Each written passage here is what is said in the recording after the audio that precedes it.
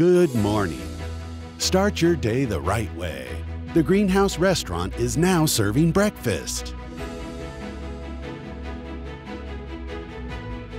Come and enjoy the refreshing and relaxing morning from our famous terrace. Serving the best omelet, fresh juice, hot coffee, and more. Try our new breakfast menu at the Greenhouse every morning from 7 to 11. Visit the Greenhouse Restaurant to give you the best service you deserve. Het belangrijkste nieuws uit Curaçao in het Nederland. Access Journaal, vers van de pers.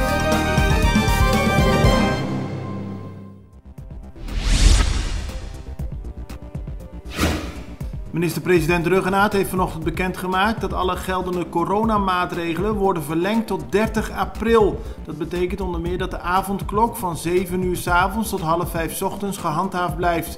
Ook alle andere maatregelen blijven voorlopig gelden, zei Ruggenaat. Dat heeft te maken met de huidige situatie onder meer in het ziekenhuis.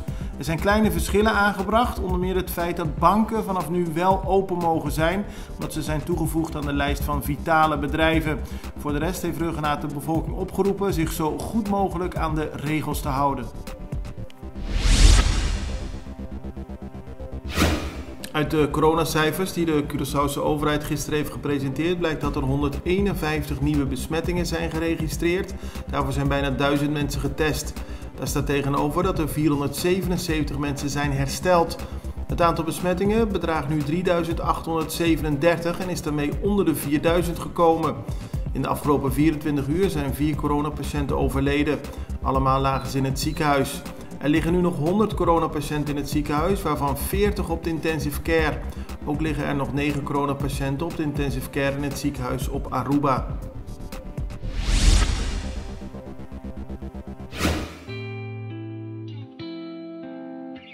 Agua y corriente é essencial para nos vida diario.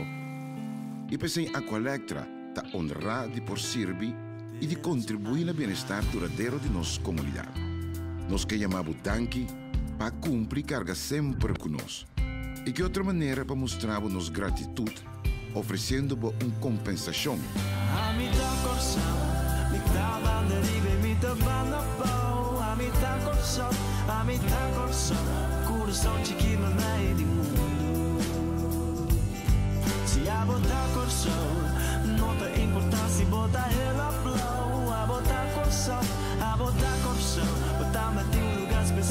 Vou conseguir registrar e aplicar tranquilo via aqualectra.com/dankinabo of llama 0800 0135. Muito nos contribui na melhor Curaçao. De Nederlandse minister van Volksgezondheid, Hugo de Jonge, heeft de Tweede Kamer op de hoogte gesteld van de situatie op Curaçao. De intensive care op het eiland is nog steeds erg vol, schrijft de minister. Het afgelopen weekend zijn er een aantal extra IC-plekken gerealiseerd door spoedoverplaatsingen van verpleegkundigen en artsen vanuit Aruba en Sint Maarten. De tekorten aan personeel die daar zijn ontstaan zullen zo spoedig mogelijk worden aangevuld met personeel van het Amerikaanse uitzendbureau IMI. De minister stelt verder dat valt te verwachten dat de druk op de IC op Curaçao voorlopig aanblijft en er daarom zo spoedig mogelijk extra IC-personeel geworven moet worden. Hiervoor zal een oproep worden gedaan in Nederland via het landelijk netwerk acute zorg en eveneens via het Amerikaanse uitzendbureau IMI.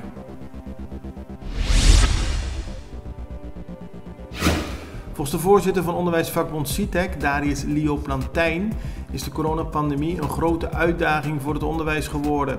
Er worden vragen gesteld aan het onderwijs die niet direct beantwoord kunnen worden. Ook worden eisen gesteld die niet gehaald kunnen worden. Maar dat heeft te maken met de jarenlange achterstand waarin het onderwijs op Curaçao al verkeert. Volgens CITEC is het een grote uitdaging voor zowel de leerlingen, de docenten als de vakbond zelf. Hij hoopt dat er hierdoor meer daadwerkelijke aandacht voor het onderwijs komt. Welcome to Bocas Restaurant.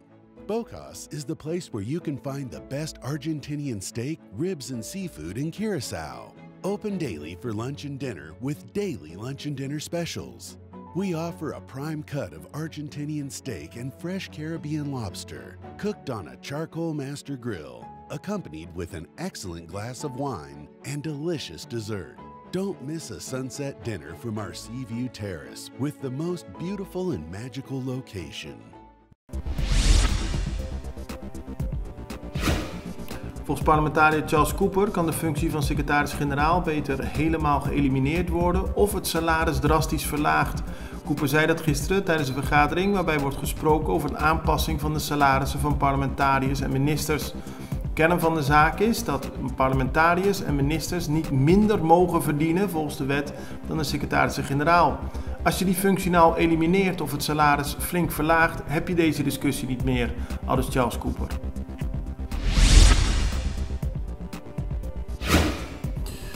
Een team van Curaçaose agenten trof samen met leden van de VKC gisteravond na 9 uur een auto aan in de wijk Muizenberg. Omdat de avondklok op dat moment al was ingegaan, gaven ze een bevel tot stoppen, maar de auto scheurde weg. De man stopte uiteindelijk in de calle Aragua. Daar wilde hij uit de auto springen om weg te vluchten, maar de auto reed plots achteruit en botste tegen een pick-up van de VKC op. De man werd erop gearresteerd. In de auto werd een grote zak marihuana aangetroffen. Verder waren de autopapieren niet in orde en had de wagen geen nummerplaten.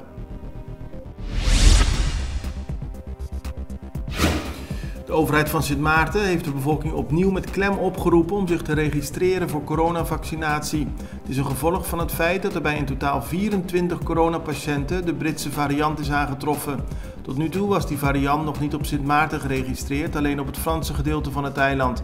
De Britse variant van het coronavirus is zoals bekend wel eerder aangetroffen op Aruba, Curaçao en Bonaire.